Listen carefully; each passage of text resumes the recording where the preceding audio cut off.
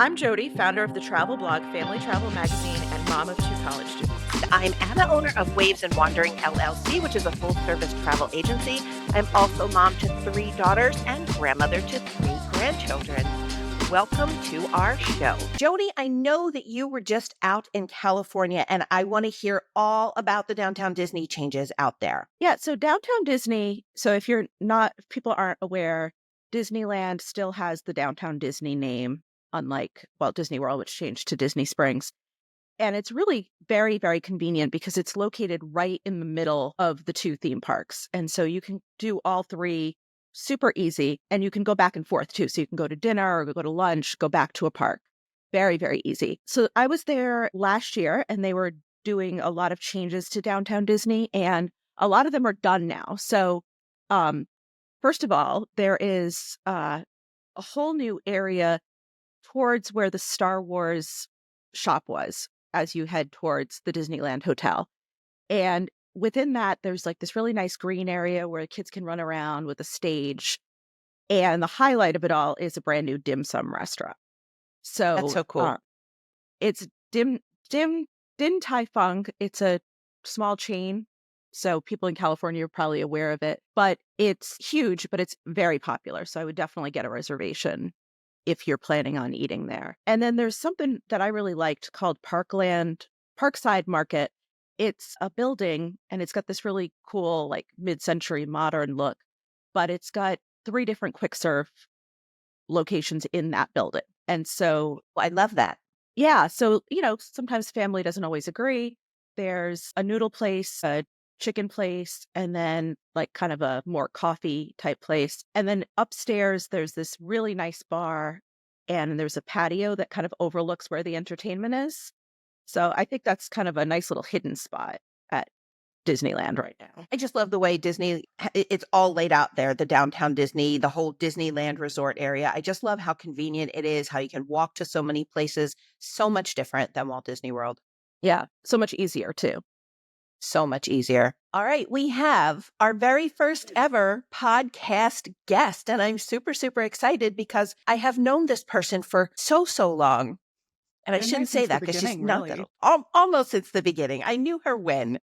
This is my daughter, Eilish, and Eilish is a crew member on Virgin Voyages cruise line. She just recently wrapped up a contract on Virgin Voyages Scarlet Lady, and she will be going back to Scarlet Lady and maybe Valiant Lady, did you tell me? Up in the air.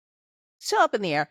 Over the next couple months, you can find Eilish back on board a Virgin ship. So, Eilish, we are going to dive right in with questions for you. Jody and I are going to just hit you from both sides. So the very first thing I want to know, and actually this was a question that someone else had, did you sail on Virgin Voyages before you took the job? Like, what made you pick Virgin? So I absolutely did. Funnily enough, with both of the people who are currently on this call. So definitely had an experience.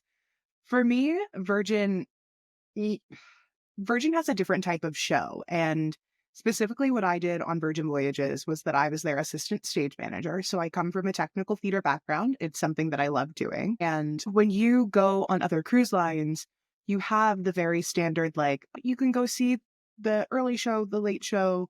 If you're on Disney, it's going to be like their version of a cabaret, but with set and scenes. Sometimes, like, if you're on the Margaritaville ones, it'll be like whatever their little musical review is. But Virgin specifically goes out of their way to craft shows that I feel like could stand on alone. And they don't necessarily need to be catered specifically to Virgin, but they have the Virgin ideals in them. So it's like this very like boundary pushing, these very interesting shows. I believe because I sailed twice on Virgin before officially working for them. And I know the first time that I saw dual reality on Scarlet Lady, my mom was like, "You're going to be so excited." And I was like, "Will I?" And then immediately afterwards, I was like, "That's beautiful. That's an insane piece of theater." I believe you cried. I believe I did. I still cried a good solid like 3 weeks into my contract. I would be like tearing up, being like, nobody can see. But like, it's just a beautiful thing. And for me, I had applied to Virgin. This was my second round of applications for Virgin. And I kind of knew that I eventually wanted to maybe work on a cruise line. It's been my dream to like do some sort of tour, and a cruise ship is in its own way a version of that, with a little like less movement in a way because at least everything is still situated. Yeah. And I still got the opportunity to travel. So it was a no-brainer for me, really. And going and doing that, it was just a lovely time. So you mentioned that your job is assistant stage manager. Could you tell us a little bit about like what your average day is like? Yeah. So for me, it was very flexible. The ASMs on Virgin Voyages are kind of a super swing in a way. So while you have actors on stage who are understudies for other actors, what we didn't really have was a understudy for your technicians. So my job was essentially like under the official assistant stage manager title, my job was Scarlet Knight. That was my whole beast. Loved that, as chaotic as it was sometimes. And the nightclub. So I started out doing Heartbeat, which was on Scarlet and now is on Valiant. And then Scarlet recently got Club Rubik's. So I finished out my contract doing Club Rubik's. And then I learned all of the tracks for the stage managers in both the Manor and the Red Room, which are their two venues on board the ships.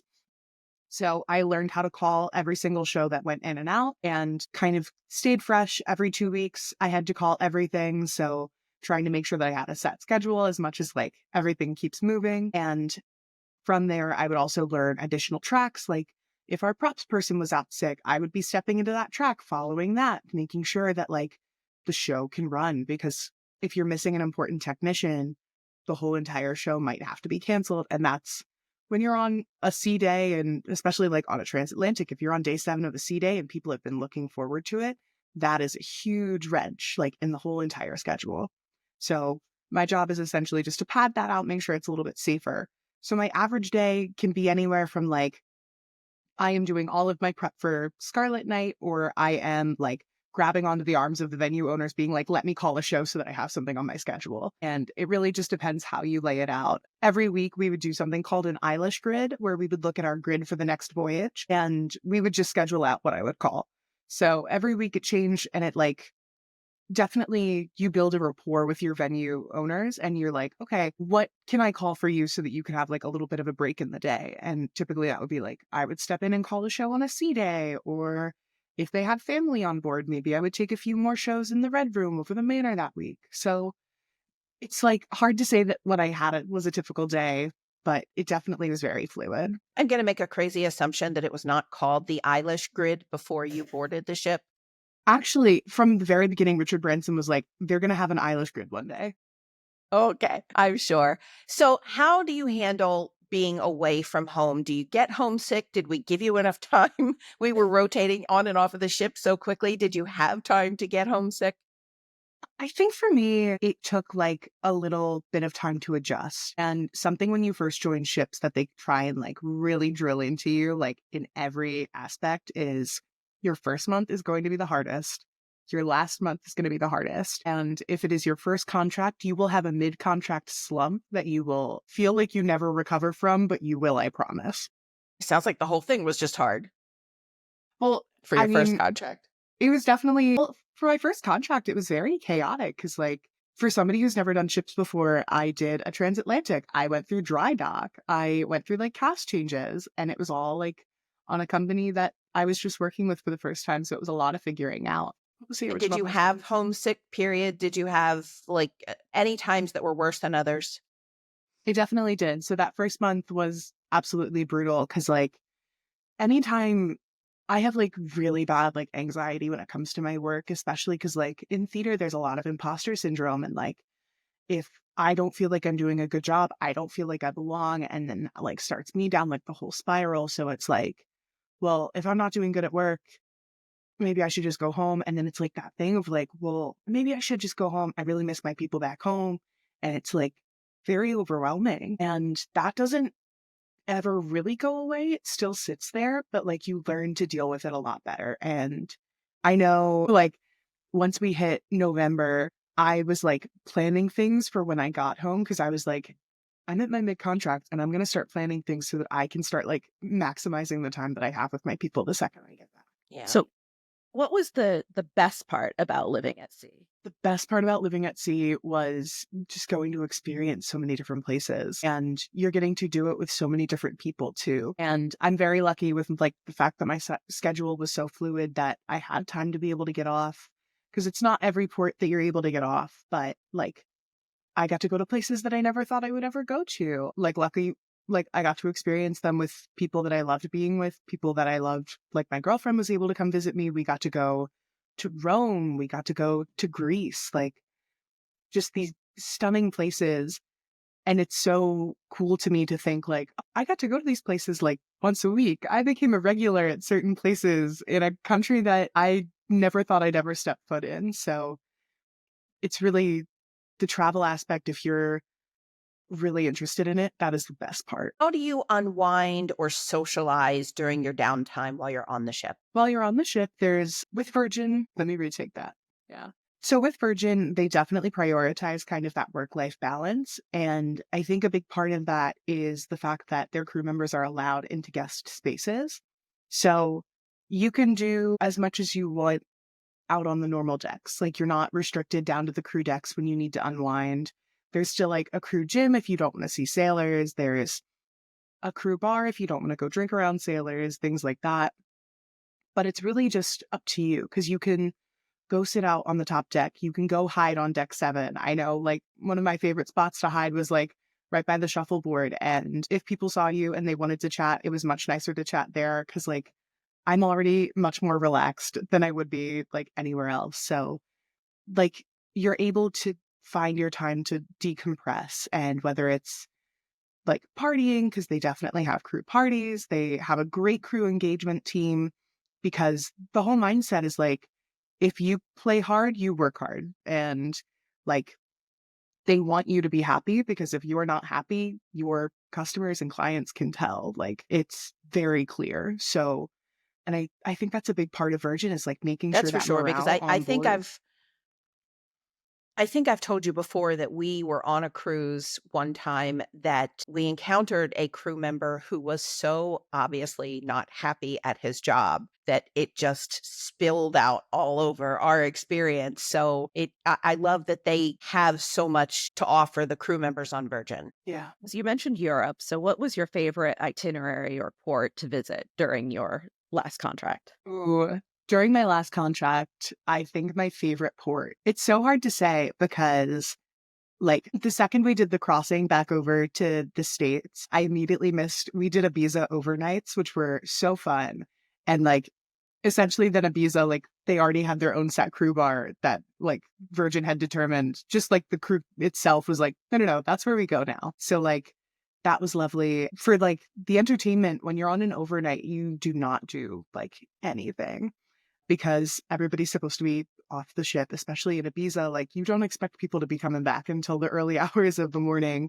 So like you had time to decompress, get ready, and be able to go out. You could have a nice dinner. But I think out of all of the ports, I had like a very fond spot in my heart for Toulon, which I don't think I would say if I was an actual sailor, because I'm not sure what is around in Toulon, but it was just so nice to be able to like go to the mall, and you could go get breakfast or lunch and just walk around. And it's this cute little marina town.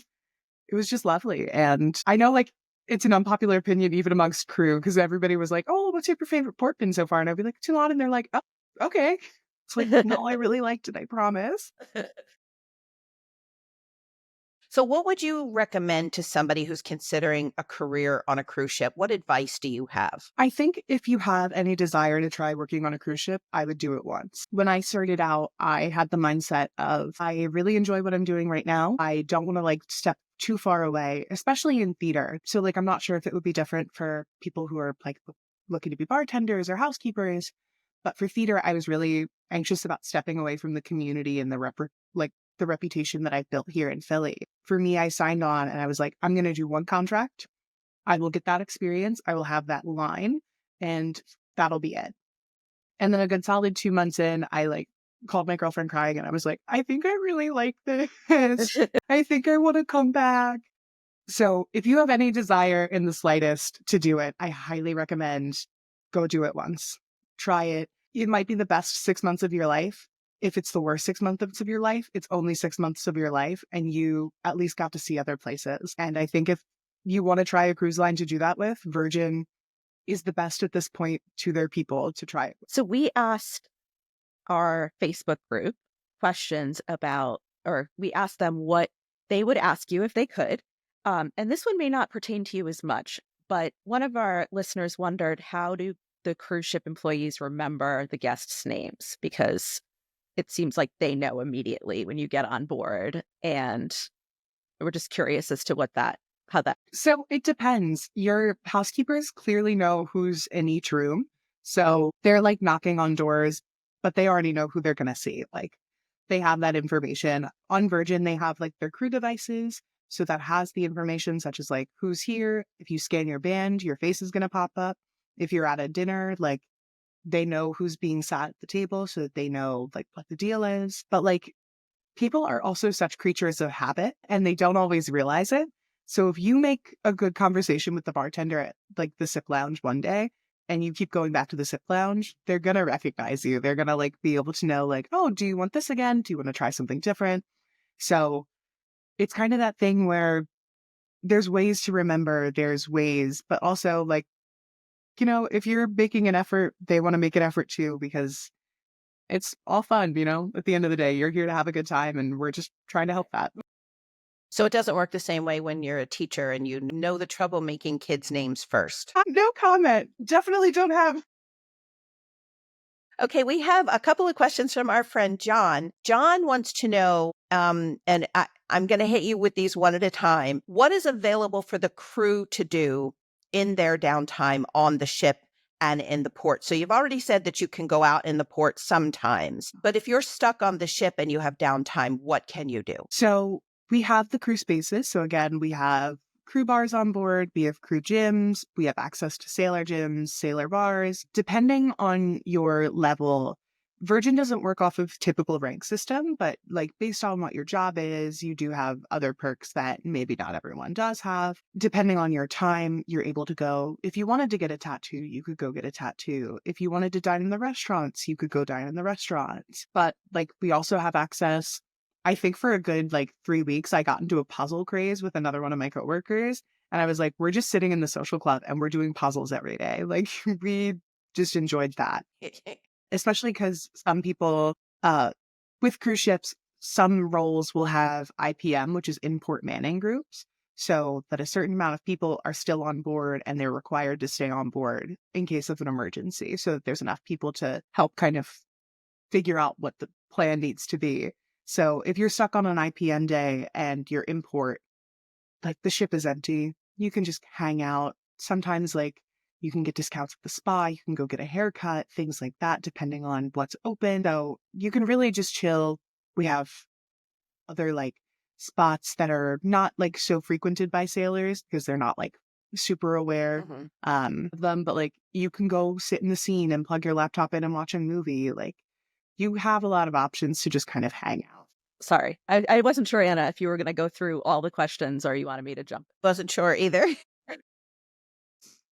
you want to Also, if finish I'm these? rambling and I'll let saying you the do. same thing too much, tell me Okay. to shut up. I can finish them. Okay. So what would you tell aspiring entertainment crew specifically, or like talent people, like actors, performers? What would you want them to know about Virgin Voyages? In terms of what it's like performing, I guess just maybe what it's like performing, what their schedule is. Is it super rigorous? Is there something they should know? Because you've worked with entertainers and actors and comedians off of a ship. What does it look like on a ship for those people? I think the one thing that I could say is be prepared to work every day because it can be very draining. And I know Virgin is very lucky in the fact that some of their like performers will get days off, but on your days off, decompress, but also know that you need to keep working to like refine things, make sure things are looking good, and keep yourself in shape. So like we have our happenings cast who needs that day to like decompress and like reset so that they can go back to the very heavy social roles. Our dancers on Scarlet Lady, they are doing Ships in the Night. They are doing Y2K.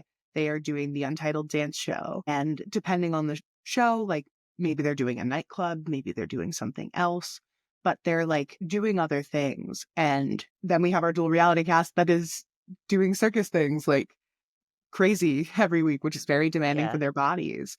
So understand that like you're going to have the day off and take the rest when you need the rest, but you have to still like stay ready to work, if that makes sense. Was there anything unexpected once you were on board the ship that was an absolute delight or something that was just like a lifelong learning lesson? Lifelong learning lesson in what regard? Like, what is that? Like, is there something that you hit unexpectedly on board that you were like, oh my gosh, this is way better than I expected, or oh, I'm gonna remember this? I'm trying to come to terms with the word, but I am a little bit of a workaholic and doing, No, oh really? no, crazy. But one of the things that I've learned a lot in Philly theater is that you are not only pulling your own weight, but you are trying to help anything else, because at the end of the day, any connection you make could lead to another job. So I know here in Philly, I was doing stage management, but I was also like working light hangs, and I was building scenery, and I was helping create props and things like that. So I was definitely Sometimes for like, 3 shows at a time. yeah, and even coming back, like, to just do one show, I'm like, I'm exhausted. I don't know how I worked like 6 months straight with no day off. Like, that was crazy. But the one thing that I found it very hard to learn is like, everybody has a job on board. Like, Virgin hires enough people so that everybody has a purpose. And for me, like, it would be things like I would be trying to help with props and somebody would be like, you don't have to do that. Just sit down. Like, you don't need to do that. That's not your job. And I would be like, but like, clearly they're doing something. I should be helping. And they were like, no, that's their job. Just calm down. And that's something for me that even now that I'm coming back, it's like, it feels weird to know that I'm going to have to learn to go back and be like, no, I don't need to be overseeing everything. Like, the cruise line has hired competent staff members to do their jobs and do them well. And I don't need to feel like I need to rip my hair off every time. We had another question from Colleen, and she wondered what the crew quarters are like. Are they really tiny? Are they kind of bigger? So, like, basically your stateroom. Yeah. So there are about 4 different types of like accommodations for the crew. There is what you think of when you think of like typical crew quarters, and that is like a private bathroom with a bunk bed. And those are about the same size as your like single cabins with, I think it's called like the petty officer 1-1. And like, it's a decent size amount of space. You have 2 closets, and it just depends like if you're sharing it or not. But you'll get the bathroom. The one thing, the bathroom is a perfectly fine size. What is not a perfectly fine size is how long the shower is when you're washing your hair and you're smacking your elbow on the wall. That is Richard Branson if I had one thing to complain about. Um, but It's the bruised elbows. true.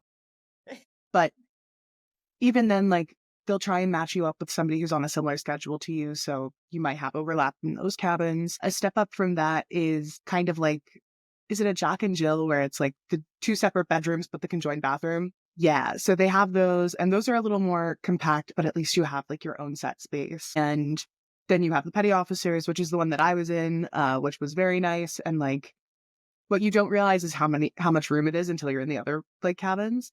And then you're like, oh wow, this is great. Like, I'm Yeah. chilling. I'm sitting on my floor. I'm sprawled out. Perfect.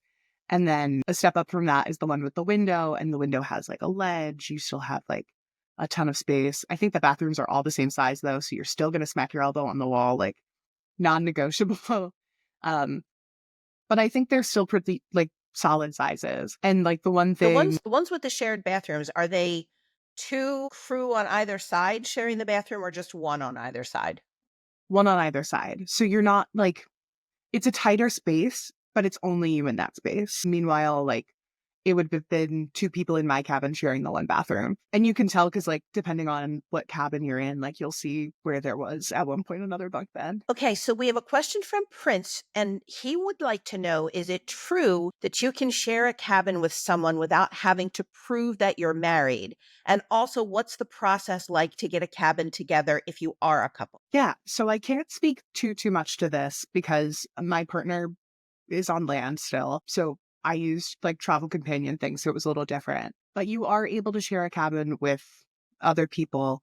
I know it comes with a lot of red tape. If you're married, it's a lot easier because at that point, like, it's almost a non-negotiable, like, okay, every person who works on board is assigned their own cabin, regardless of whether you plan on sharing a cabin or not. just in case of like if somebody gets sick and they need to be quarantined, that you have somewhere else to go. Virgin does a thing where you can link contracts with somebody, and then that's how you know, like, okay, they're going to end up sharing a cabin together. That's fine. It also tries to line you up on contracts as well. Like Virgin will always do their best to make sure, like, if they're in a relationship or they're linked, that they'll try and stay together. But it's really like it's all up to the different cruise lines.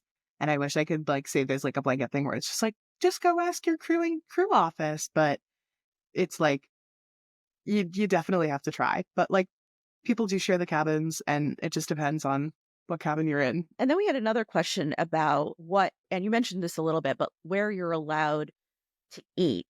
Are you allowed to eat in the guest restaurants? And I know Virgin doesn't have the main dining room. It has kind of the food court area and then the specialty restaurants. But where are you able to eat? And are there any specific restrictions on time or number of times? Yeah, so you're definitely allowed to eat in the guest areas. And that is a big thing for Virgin because on other cruise lines, it's kind of like if you're not on duty, they don't want you to be seen. But Virgin is very much like a no, like you're also working here on this very like small contained place, like feel free. You're able to go eat in the galley at any time. There is always a policy for crew members of sailors first. So if I go up into the galley and it is a sea day and it is 2 p.m. and it is mobbed, in a way, I'm allowed to go and eat. But like you can always be asked to leave in case it's too crowded because they definitely want to make sure that the sailors are taken care of first. And that's like totally fine. And it's not like I don't have any other options. So like I would prefer to turn around and be like, nope, I'll go somewhere else. It's fine. But like port days, if you're on a port day on like the lunch schedule, it's great because you get to go have ramen. It's lovely. So highly recommend that if you're ever like, I don't want to get off the ship, try out the lunch. But yeah, you can go to the galley. There's no like restricted times. It's just kind of like best judgment, like know when to walk away. For the actual dining rooms, you're able to put in reservations, but it's definitely like a much more difficult thing to kind of nail down. And for those, like they have their like the times that are more likely to get accepted for the reservations. They have the group sizes that are more likely to get accepted for the reservations. And like, it's just more of a process in a way. And you're more than welcome to go eat in the restaurants, but you have to go through the process. And that's just a little bit of a pain. So like you're able to have the freedom, but it's just like, how much of the hoop do you want to jump through when you can just walk down to we call our crew galley, the kitchen table. And it's just easier to walk to the kitchen table and be like, yeah, I'm hanging out here now. Just bouncing off of this question, it seems to me on board and just in talking to you and your experience, there's not really as clear a definition between the ranks. It seems like everybody is sort of on the same level. Does it feel that way on board? Definitely. And that's one of the big draws to working Divergent. And there is nothing like the reality check when you're having a bad day at work to like go sit down at a table with somebody who then talks about how it's like on other cruise lines. Because I had friends where it's like they would never see people who were in a different rank than them because they just were not allowed to eat at the same mess together. And they weren't allowed to drink at the same bars together. And you're not hanging out in the public areas together. So like there's these weird like dividing lines that other cruise lines have in place just because of like how other people rank. And like, that's totally fine. What Virgin does is they're like, no, you can all go to the crew galley or you can all find times to go to other places. The crew bars are general for everyone. Nobody's like excluded or like status like quo set apart. So there are like different levels of perks and things that depending on your role you'll get. But at the heart of it, I feel like Virgin tries not to like divide up their crew because it's not a good feeling to be like, "Oh, I work with this person. We work for the same company, but like some of my friends were bartenders. Like if I was not able to meet them because they just weren't allowed to eat at the same table as I was, like it's like a weird thing, but Virgin does that differently and that's very comforting. Yeah, I like that. And Jody can't see these questions because they are being furiously texted to me as we speak.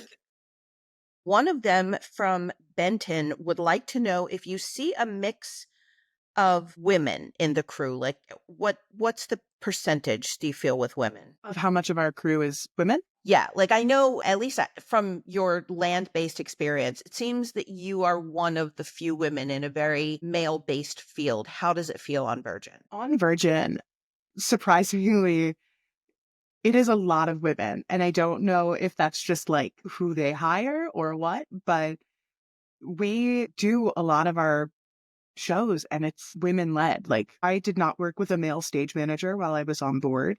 It was all women. I know there are in the fleet because now I'm in the stage manager chat and I know there's men and I'm like, oh, they exist.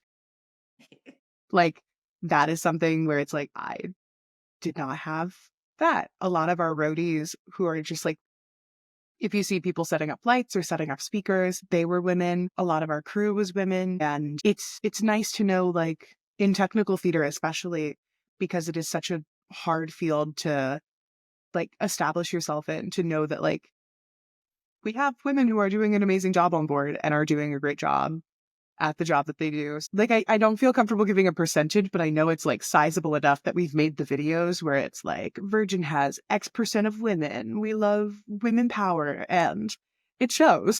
Yeah. The other question that has come in, how many countries and continents have you visited? Did you even count? No. Well, especially because like I've been to Europe. Yes. And I can flat out say like, okay, cool, done. You came on the transatlantic. We technically stopped off in Africa. I was so like busy and preoccupied that I could not step foot in Tenerife. And I was like, like I, I don't know. But you got to wave. You got to wave to I Africa. got to wave. I did. I stepped out. I looked out the window and I went, that's really pretty. But definitely got to visit a lot of cool countries because in the Mediterranean, every week we were stopping in Barcelona. That was our home port. So we went to Spain, Italy, Greece. Is Malta a different? Malta is a country, yeah? No? You did all the Caribbean places, though, too. Did the Caribbean. We also went to France. Like, there were a lot of really cool spots. And then we would go back to the States. And I was going to the Dominican Republic, to Puerto Rico, to Mexico, and the Bahamas, like all these super cool places. So at one point early on, I was like, this is really cool. I should count this. And then as I like got more and more, I was like, I'm too far removed from that. I can't.